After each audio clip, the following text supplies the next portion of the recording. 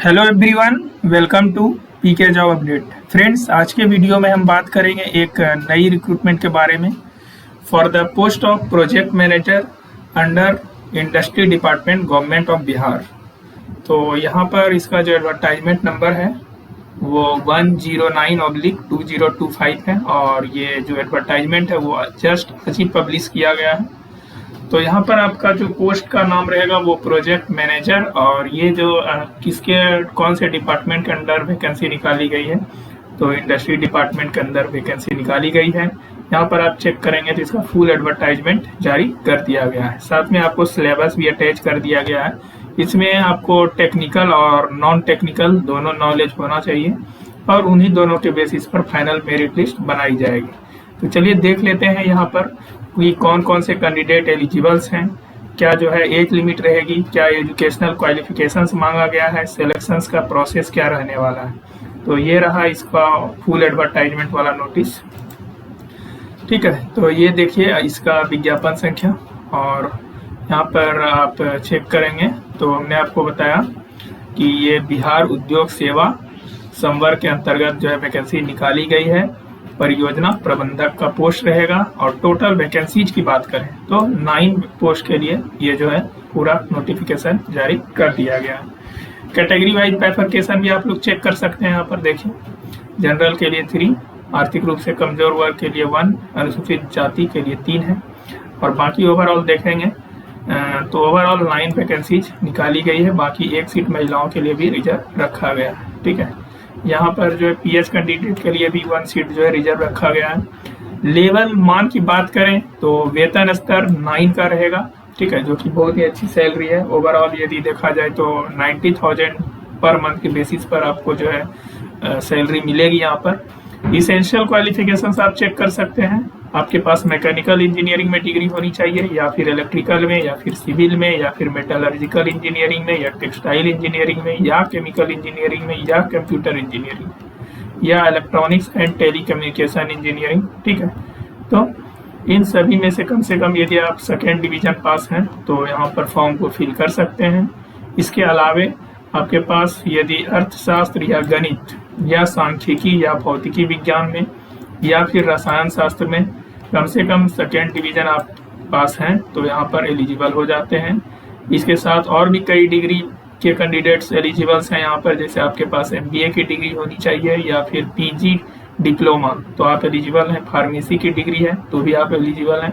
Institute of chartered accountant वाले candidate भी एलिजिबल्स हैं। Institute of cost and works accountant, यहाँ पर ये कैंडिडेट भी एलिजिबल्स हैं। रेशम तकनीकी प्रबंधन में यदि आपके पास रेशम तकनीकी प्रबंधन में डिग्री है तो आप एलिजिबल्स हैं। और लास्ट में देखेंगे तो लेदर टेक्नोलॉजी।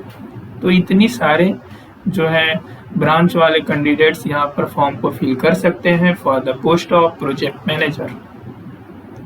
उम्र सीमा की बात करें तो मिनिमम जो है 21 ईयर्स रखा गया है और मैक्सिमम 37 ईयर्स रखा गया है फॉर द जनरल कैटेगरी। बाकी यदि आप पिछड़ा वर्ग और अत्यंत पिछड़ा वर्ग से बिलोंग करते हैं तो 40 ईयर्स तक फॉर्म को फिल कर पाएंगे, और SC/ST कैटेगरी से बिलोंग करते हैं तो 42 ईयर्स तक फॉर्म को फिल कर पाएंगे। बाकी और भी कैंडिडेट्स के लिए यहाँ पर एज रिलैक्सेशन मिल जाता है। सिलेक्शंस की बात करते हैं तो विज्ञापित पद पर नियुक्ति हेतु प्रारंभिक परीक्षा का आयोजन किया जाएगा, और प्रारंभिक परीक्षा केवल सामान्य ज्ञान की होगी, जिसमें कुल जो है विषयों से प्रश्न पूछे जाएंगे। तो इसमें आप देखेंगे तो आपको अर्थशास्त्र एवं उद्योग इससे 70 अंक का रहेगा। समसामयिक घटनाएं राष्ट्रीय एवं अंतर्राष्ट्रीय 40 मार्क्स का रहने वाला है, और फिर जो है मानसिक क्षमता जांच 40 मार्क्स का रहने वाला है। ओवरऑल इसको समय दिया जाएगा पूरे क्वेश्चन को सॉल्व करने के लिए 2 घंटा 15 मिनट का, और इसमें जिन भी कैंडिडेट्स को शॉर्टलिस्ट किया जाएगा फिर उसका मेंस एग्जाम कंडक्ट करवाया जाएगा। लिखित एवं मौखिक परीक्षा के आधार पर अभ्यर्थियों का चयन किया जाएगा। लिखित परीक्षा 4 विषयों की होगी। विषयों के नाम, परीक्षा की अवधि तथा पूर्णांक निम्नवत यहाँ पर दिया गया है। अब यहाँ पे देखिए, जो अनिवार्य विषय है वो है सामान्य हिंदी, अंग्रेजी और सामान्य ज्ञान। तो इसमें आपको 3 घंटे का टाइम दिया जाएगा, 3 घंटे का, 3 घंटे का। और ओवरऑल यदि आप देखेंगे तो 100 मार्क्स का ये रहेगा, 100 मार्क्स का ये रहेगा और 200 मार्क्स का ये रहने वाला है सामान्य ज्ञान। फिर वैकल्पिक विषय, इन सभी विषय में से कोई भी विषय आप एक चुन सकते हैं, ठीक है। तो जिस भी ब्रांच से आप लोग फॉर्म को फिल कर रहे हैं तो उनसे रिलेटेड यहाँ पर सब्जेक्ट दिया गया है, आप उसको सेलेक्ट कर सकते हैं, चूज कर सकते हैं। तो मेरिट जो बनाई जाएगी तो उसमें कौन से मार्क्स कंसीडर किए जाएंगे, तो ये बात 200 वाला मार्क्स, और यहाँ पर जो भी आप वैकल्पिक विषय चूज करेंगे उसको सॉल्व करने के लिए 3 घंटे का समय दिया जाएगा, और ये भी 200 मार्क्स का रहने वाला है। तो ये 200 मार्क्स भी मेरिट में काउंट किया जाएगा। तो ओवरऑल जो है 400 मार्क्स पे मेरिट बनाई जाएगी। यहाँ पर आप देख सकते हैं कि इसका जो सिलेबस है हमने आपको बताया, ऑफिशियल वेबसाइट पर अपलोडेड है। अनिवार्य विषयों का पाठ्यक्रम वही होगा जो बिहार न्यायिक सेवा प्रतियोगिता परीक्षा के लिए निर्धारित है, और यहाँ पर सामान्य हिंदी एवं अंग्रेजी की परीक्षा में कम से कम 40 अंक प्राप्त करना होगा, और इसके प्राप्तांक का प्रयोग मेधा सूची बनाने में नहीं किया जाएगा। लिखित परीक्षा की मेधा सूची से रिक्तियों की संख्या का 3 गुना अभ्यर्थियों को मौखिक परीक्षा या फिर इंटरव्यू के लिए बुलाया जाएगा। मौखिक परीक्षा का पूर्णांक 100 अंक का होगा। लिखित परीक्षा में सफल अभ्यर्थियों को मौखिक परीक्षा साक्षात्कार में उपस्थित होना अनिवार्य होगा, अन्यथा वे अंतिम परीक्षा फल हेतु बनाए जाने वाली मेधा सूची में शामिल नहीं किए जाएंगे। लिखित परीक्षा के सामान्य ज्ञान एवं वैकल्पिक विषय के प्राप्तांक तथा मौखिक परीक्षा के प्राप्तांक को जोड़ करके मेधा सूची बनाई जाएगी। तो समझ गए आप लोग, आपका यहाँ पर इंटरव्यू भी रहने वाला है, और उस इंटरव्यू का भी मार्क्स जो है मेरिट लिस्ट बनाने में काउंट किया जाएगा। मतलब टोटल जो है 500 पे मेरिट लिस्ट बनाई जाएगी। तो यहाँ पर 100 नंबर का ये इंटरव्यू हो गया आपका ये वाला, और हमने आपको ये बताया 200 मार्क्स ये वाला और 200 मार्क्स ये वाला। तो 400 और 100 इंटरव्यू, तो 500 मार्क्स पे मेरिट बनाई जाएगी। आरक्षण का लाभ उन सभी कैंडिडेट्स को मिल जाता है जो बिहार के स्थायी निवासी हैं। जिस भी कैटेगरी से बिलोंग करते हैं उनसे रिलेटेड आप सर्टिफिकेट अपलोड जरूर करिएगा, और एनसीएल जो है वो आप करेंट फाइनेंशियल ईयर का अपलोड करिएगा। और यहाँ पर बताई गई है कौन कौन से डॉक्यूमेंट आपको लगाना है फॉर्म फिलिंग के प्रोसेस में।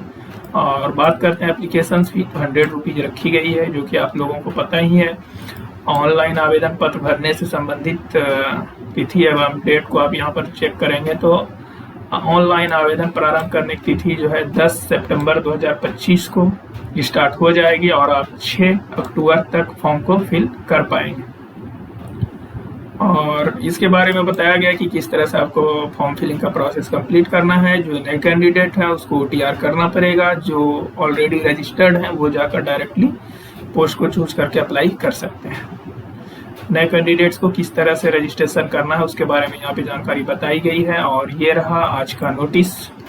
सो फ्रेंड्स, बहुत ही अच्छी अपॉर्चुनिटी है। यदि आप इस एलिजिबिलिटी क्राइटेरिया को फुलफिल कर रहे हैं तो जरूर से इस फॉर्म को फिल करिए। सैलरी बहुत ही अच्छी है, और यहाँ पर आप इस अपॉर्चुनिटी को ग्रैब कर सकते हैं। चैनल पे नए हैं तो चैनल को जरूर सब्सक्राइब कर लीजिए। ऐसे ही इम्पोर्टेंट और ऑथेंटिक अपडेट्स के लिए वीडियो को लाइक कर दीजिए, अपने दोस्तों के साथ शेयर कर दीजिए। और भी इम्पोर्टेंट अपडेट्स के लिए आप मुझे फेसबुक पर फॉलो कर सकते हैं। ये PDF आपको हमारे टेलीग्राम चैनल पे मिल जाएगा। So thank you for watching. फिर मिलते हैं साथियों किसी नेक्स्ट वीडियो में न्यू अपडेट के साथ। Thank you.